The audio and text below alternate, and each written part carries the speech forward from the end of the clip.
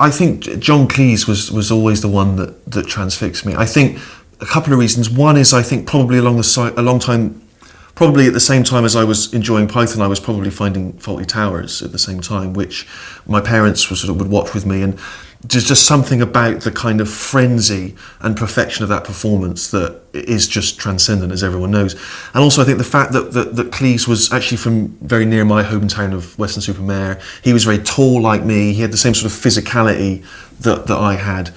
And so the Ministry of Silly Walks, all of that sort of stuff, I felt like I'd never seen a comedian where I thought, oh, I could maybe have a go at that. But with Cleese, I sort of thought, oh, that would be fun. It would be fun to do that. It would be fun to be that angry and that physical and that kind of detailed and that precise and that silly and all of those things. And he was my Elvis of comedy in that respect. I think it must have been 1972. We went down to Devon. And we stayed at this place called Gleneagles. And on the first night, we were all sitting at dinner. And the guy who eventually we portrayed as Basil, we stole a lot of his personality. His name was Donald Sinclair. And he was walking around the dining room, sort of master of all he surveyed, very not helping out or anything, but just sort of in charge, the admiral on his poop deck. And then he came over and stood over Terry Gilliam being American and eating as Americans do, with the knife and the fork and the cutting and the changing over and everything else. And Sinclair stared at him for some time, and then we all turned around and looked up, and Sinclair said to Terry, "We don't eat like that in this country." And then he literally reached over, taking his knife and his fork from his hands, and said, "Sir, we do it like this in England," and showed him how to eat his food. It was so gratuitously rude, it was breathtaking. And then I think it was the next day, three of us, Michael, myself, and one of the others, were going off to do an interview.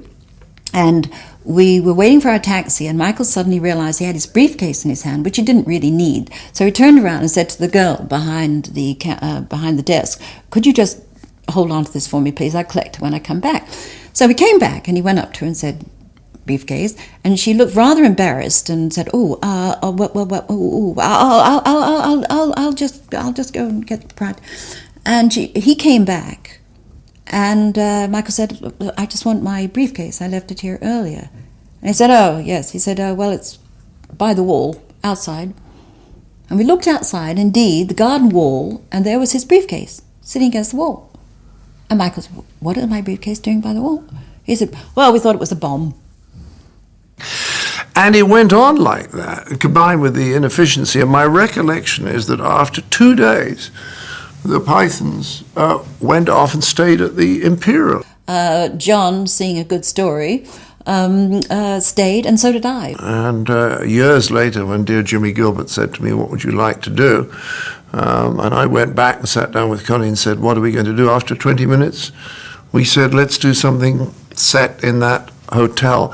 And we basically stole the personality of Donald Sinclair. The only thing was Donald Sinclair was quite small. I've never been to this magical hotel. I know the owner eventually emigrated to Canada, I think, and admitted to being a terrible hotelier. Well, when the Daily Mail tracked the poor man down years later, when I happened to mention Gleneagles because I thought it was so much water had flown under the bridge it didn't matter, they tracked him down to Miami, and he wouldn't talk to them, but they showed a couple of the shows to his daughter, and she said, "That's Dad." There was a couple of old communists who used to come and collect your dues in Camden, and they were called Basil and Sybil. And during Holy Grail, we were in the restaurant there, and I was sitting down having dinner with after shooting with John, and it came up that I knew these people called Basil and Sybil, who were the old Communist Party collectors, very old couple who from the revolution, sort of like. And then suddenly this series turned up with Basil and Sybil, and I I didn't know whether he'd remembered the names or whether it had come from me, but I was always a bit embarrassed then when I met Basil and Sybil that they might have thought I spread their names into this thing. So I don't know, but it certainly there was a real Basil and Sybil, you know, and very nice couple they were too. It was very carefully written, Fawlty Towers, by both of them. A lot of work went into it, I'm sure, and his structure and his planning of a sequence is extremely good. Now, what was also helpful is that it happened to be a very good team, right from the top to the bottom, from producer right down. Even the woman used to come into the rehearsal room with a trolley and morning coffee and so on.